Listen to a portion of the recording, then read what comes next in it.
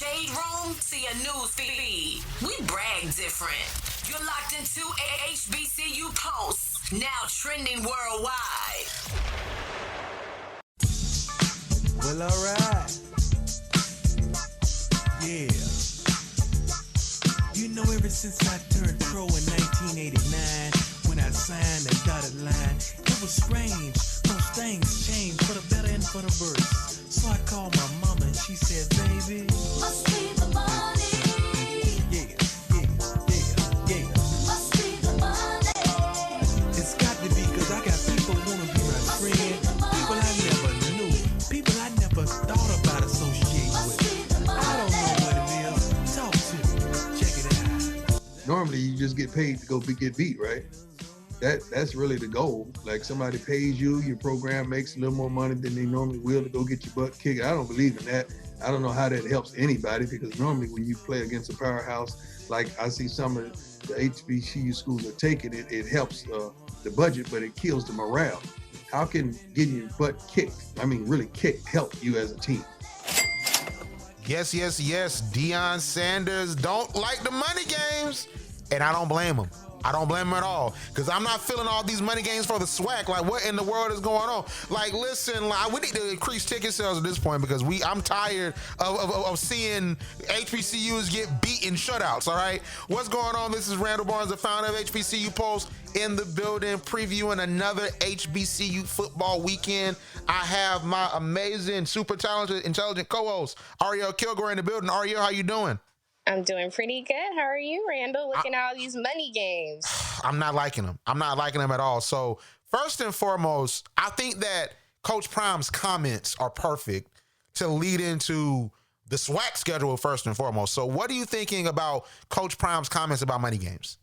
As soon as he said that, I automatically thought back to A&T and Duke. You literally set these guys up for failure. No matter how good A&T keeps getting, they got beat, and kind of badly, by Duke. And so I agree. You set all these HBCUs up for failure. Not saying that, I see one side of it is for exposure, and, from the other side it is for the money. But you have players getting hurt. You have players' confidence being shot after this. Like, it's not worth it to put your players through it.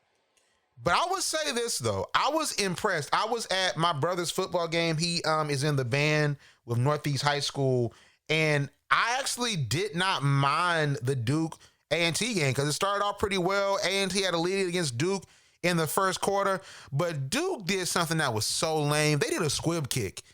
So they score, then instead of kicking it off to A&T and just locking them down, they were so nervous about A&T pulling off an upset. They did a squib kick, got the ball back, and then got a touchdown. I think on they drove up the field and got a touchdown. To me, that was so lame. That was lame to me.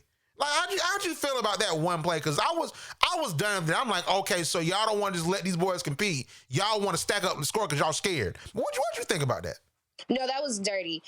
But you got to think about it. And like I said, and like we already know, A&T has that record. It has that promise that, hey, we're going to be a good team. But still, at the same time, putting them against Duke, and they're in a new conference, like, it doesn't matter how good they can be. You're still setting these boys up for failure. But what they did was dusty. Like, if you were really that scared to lose against us, you should have just said that. Like, if you're going to play us. Don't try to demean us by doing that, and then you want to win the game off of some faulty stuff. Like, that's not cool. I would say this, though. Duke's squib kick was way better than the Falcon squib kick last year, though. I'm not going to lie to you. You know what? You didn't have to do that. We're not even talking about them. We in college football. We not, but you didn't have to do that. That was my first thought. I was like, you know what? That's how script kicks go. Can I go out to you? Y'all, he aiming low. He didn't even have to do me like that. He didn't even have to do me like that. We already know about the loss. We already just talked about the Buccaneers and them facing off this Sunday. We already know the outcome. We're ready.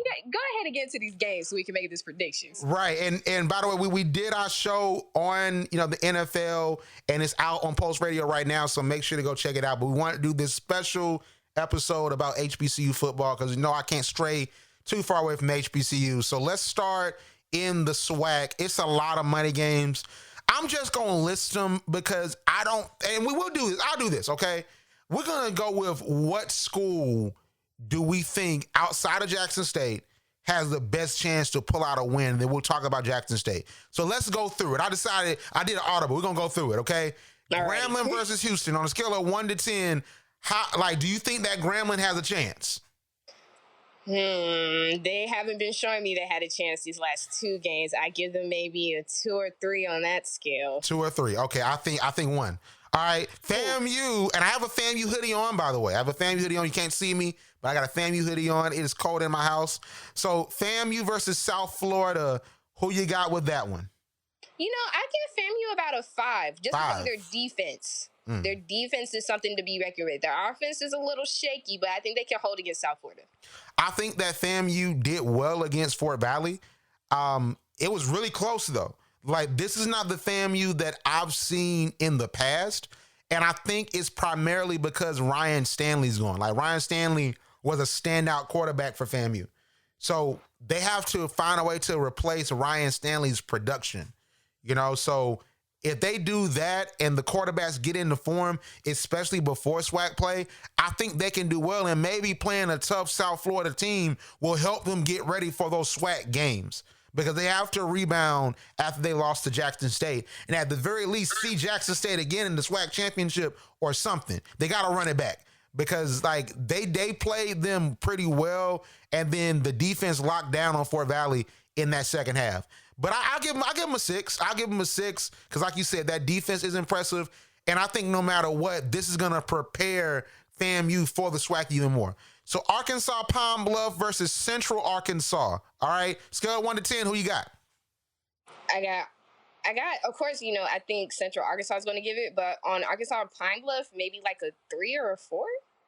3 or 4. You're generous. They are the SWAC. Like, they made it to the SWAC championships against A&M, but Central Arkansas is different. So I think they're at like a 2 or a 3 to me, to be 100% honest. So Prairie View versus Houston Baptist. All right. So this is actually a home game for Prairie View. So does the home game matter with your rating, like 0 to 10? What you think? No, not really for Prairie View. I'm going to give them maybe a 4 against Houston Baptist. So I don't like. So I will admit that I'm a bit ignorant. All right, I'm a bit ignorant to. Now they're 0-2. They're 0-2. I think Prairie View. I give them a 7. I give them a 7. They're 0-2. They lost 27-17 the first game against UNM, and then UNCO they lost 45-13. So Prairie View. I don't know, man. I don't know. Like, because I know that Texas Southern versus Prairie View, Texas Southern, the only win they got was on Drake's song at that point. You know what I'm saying? That's what people were telling me. All right? That's what people were telling me. Don't shoot the messenger. I love Texas Southern, love Prairie View. Don't shoot the messenger. All right? Shoot TikTok, okay? But we're going to see it. Cause I think Prairie View home game, I don't know. It might be a money game for Houston Baptist Church, all right? You know what I'm saying? Like just get the Tides to like at the end of the game at this point. They sound like a church. So McNeese versus Southern. Southern's pretty good. They got in this stride against Miles College. Really great game until the fourth quarter. So scale of 1 to 10, what do you think? I'm gonna give them a 6. I can see them possibly pulling this off. Even though, like you said, all of these are money games, but I can see them possibly being a contender in this money game. I'm gonna give them a 6. And they actually lost their first 2 games as well. So they lost versus WFLA 42-36, and they got stomped by LSU. I guess they had a money game last week. So they got stomped by LSU 34-7. So, I mean, you know, you never know. You never know, all right? So Mississippi Valley State versus Stephen F. Austin, I give them a 0. I'm not going to lie to you. Yeah, I was gonna give them points. I have a couple friends that used to go there and that go there, and I was like, I have some love for them, but I have no hope and no faith, as I usually say. No hope, no faith. Love all HBCUs, and Mississippi Valley State has a lot of historic alumni, but unless Jerry Rice is coming out there, 0. Okay, 0. So Alcorn State versus South Alabama. Alcorn actually got a win. They did. They got a win last week, 13-10. So, close win. What do you think, South Alabama? What you think? I don't like after that MEAC SWAC challenge. Of course, we're still looking at their quarterback to be who he is. You know, he won that SWAC name. So I don't know. In my heart, I want to give them a 6, but right now, I think I'm going to have to go with my gut and give them a 4. They just still have a lot to prove to me. So I'll split the middle and give it a 5 because I think that I think it's unfair that Alcorn has to play like an out-of-conference opponent in like a money game scenario, because to lose their heartbreaker to North Carolina Central when they were favored to win that game, and then they won last week. They had a bye and they won last week, but to not get a chance to see a SWAC opponent, I think that's so unfair. It's fair, at least in HBCU, to get their confidence up. I hope that they do perform well, and maybe that's the greatest confidence booster, to be the out-of-conference team. But I wish that they had a chance to warm up against an HBCU, because I think they need the reps. So now let's talk about the games that are interesting. So first, we'll start with Jackson State versus UL-Monroe. So you heard those comments from Deion Sanders. So do you think that Coach Prime, do you think that he's going to be able to pull it off against a UL-Monroe team that's been getting beat up and Jackson State's been winning? What do you think on a scale of 1 to 10? On a scale of 1 to 10, I'm going to give them 7 just because of their coach. Now, I don't think Deion Sanders is happy about this game, but he's not going to go in this game and prove himself right, that they're not able to compete, that he's just busting these boys' balls at this point and hoping their confidence is low. He's going to make sure that they play at the highest ability to either win or make it a close game, just like how sometimes A&T does, to make sure, like, hey, just because we're HBCU doesn't mean we can't contend. I do still agree, though, this is a money game. I hate this for them, but Jackson State is going to try to pull this off regardless. Well, they're 0-1 as far as, UL-Monroe Warhawks. And I think this is going to be the first test of Coach Prime and his boys that he recruited. Because you have Shador Sanders that's getting into form. You have all his other recruits. He had like one of the top recruiting classes in HBC football history and the top one in Jackson State history. So this can be, if he wins this game, this can be a proof of concept. All right. And whatever HBCU beats him at this point, if he beats UL-Monroe, you get bragging rights. Okay. You got A&M, Alcorn is coming up. Yeah, the SWAC championship. I think Jackson State is going to get there. I think Jackson State gets as far as the SWAC championship celebration bowl. I think that we need that. I think that we need Jackson State in the celebration bowl, just like we needed the Heat and LeBron and the Heat in the finals back in the day. Because it's so intriguing, no matter who they go against. Like, we wanted Kobe versus LeBron, you know what I'm saying? Like, but it's like, it was just so intriguing seeing LeBron and those Heat in the finals, and we got some good matchups. So I'm really interested to see what happens in these later conference games, because these games don't matter. And I hope that Deion Sanders' comments, hope that they start a wave in the SWAC, where it's like SWAC and MEAC, and also CIAA and SIAC, because all of them do money games. But hopefully it starts a wave where they stop. But it's so interesting that you would bring up a basketball reference in prime season, no pun intended, in prime season of football, as we were discussing who's going to win. Always. I'm an NBA guy. Always basketball guy. But we do have a conference game that's coming on ESPNU. Alabama A&M, the SWAC champions for the spring, versus Bethune-Cookman in their first SWAC matchup. So this is actually an HBCU game, so we can just pick them. I think Bethune-Cookman is going to do well, and they actually did well against UTEP. I think they did pretty well against them. Like, they started coming back, but fourth quarter they pulled away. But Bethune-Cookman's defense is great. They always play FAMU well. But I think Aquil Glass gets them.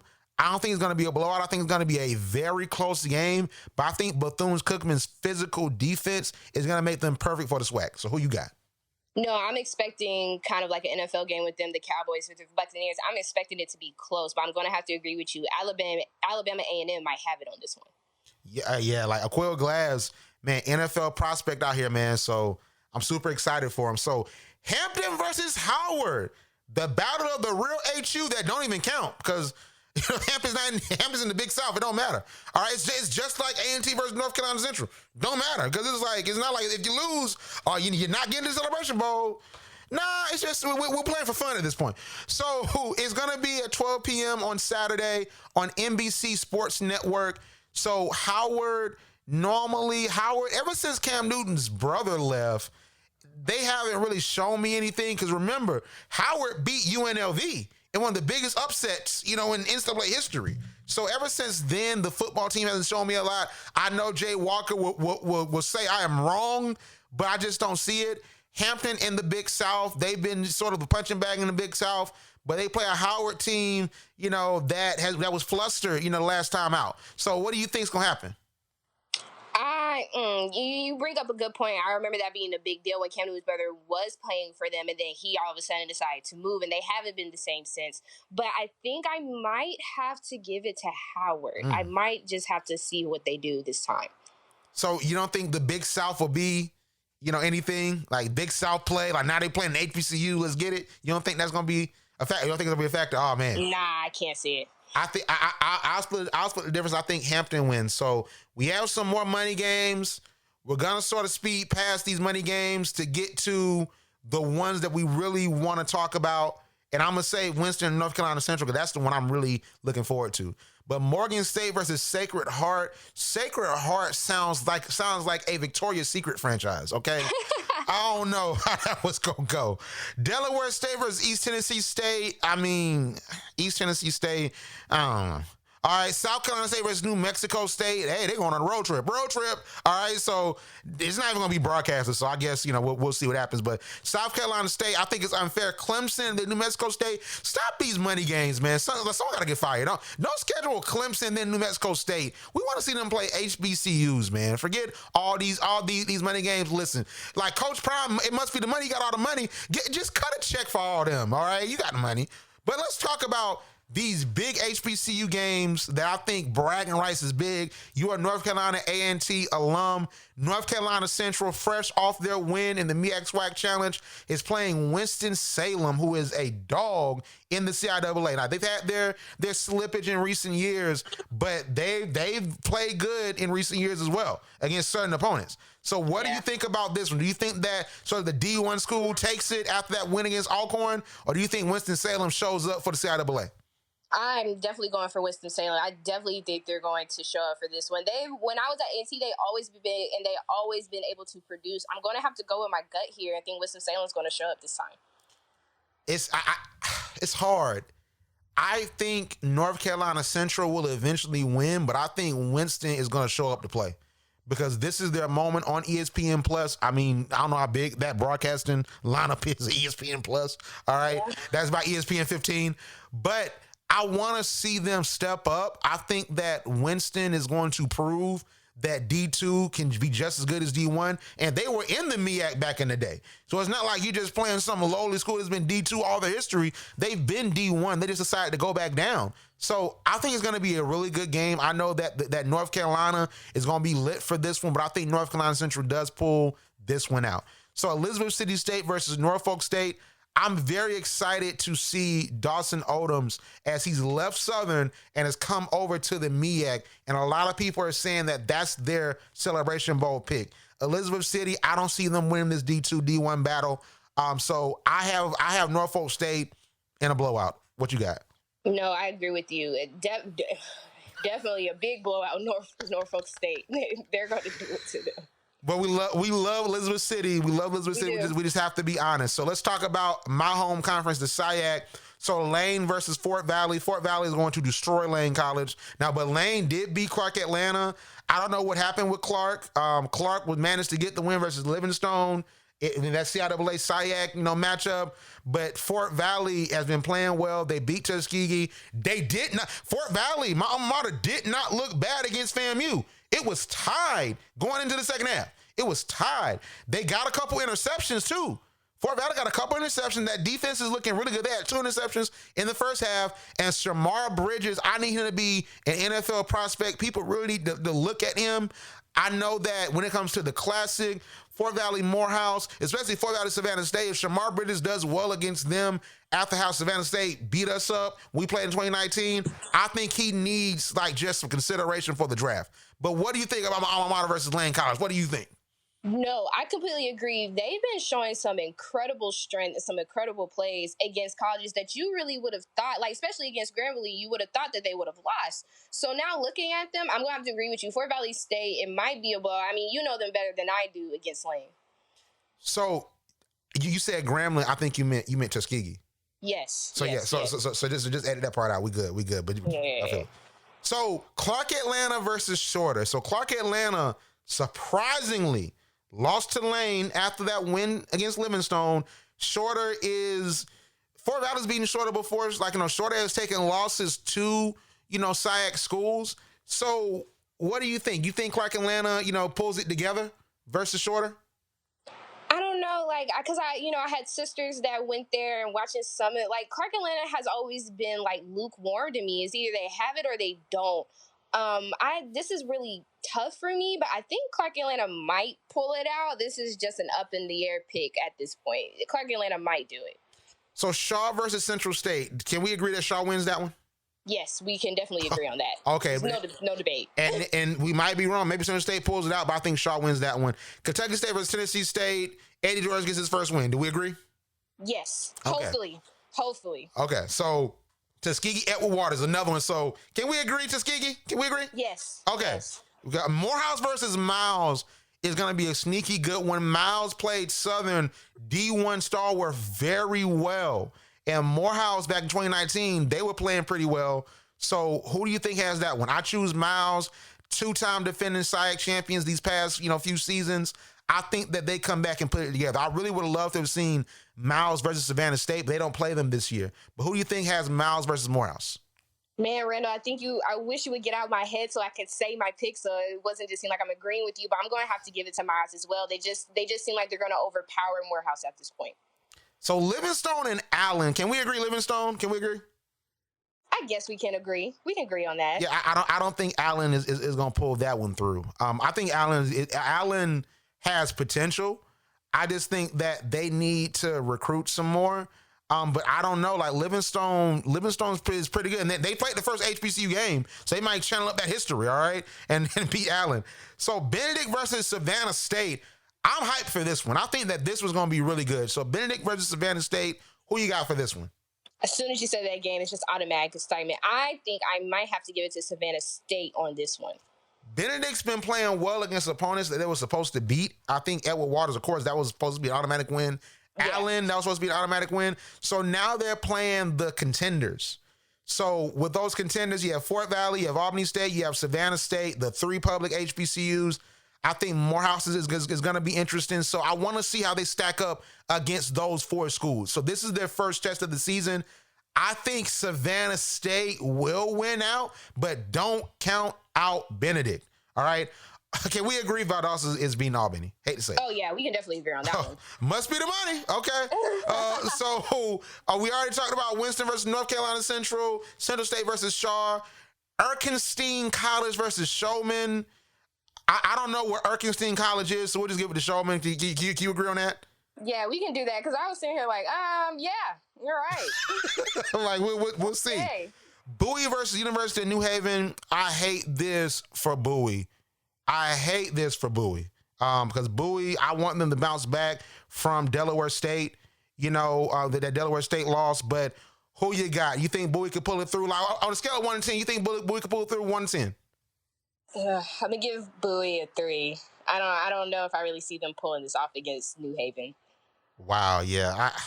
Bowie, I just hate how they construct these schedules, man.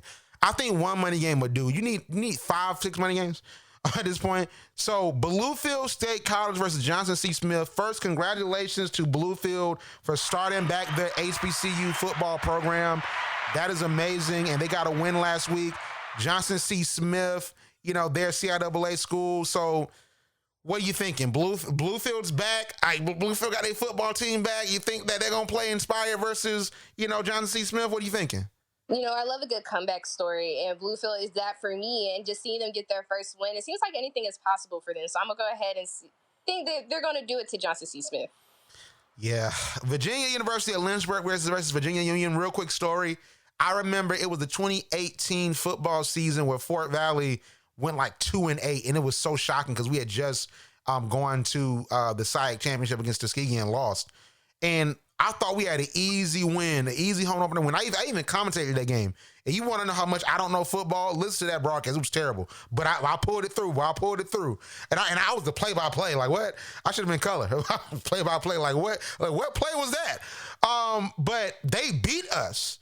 And so Virginia University of Lynchburg, and it was so crazy because they beat Fort Valley. They was shocked. The cameraman was right by. He was like, "Man, I can't believe y'all let us win." It was so funny.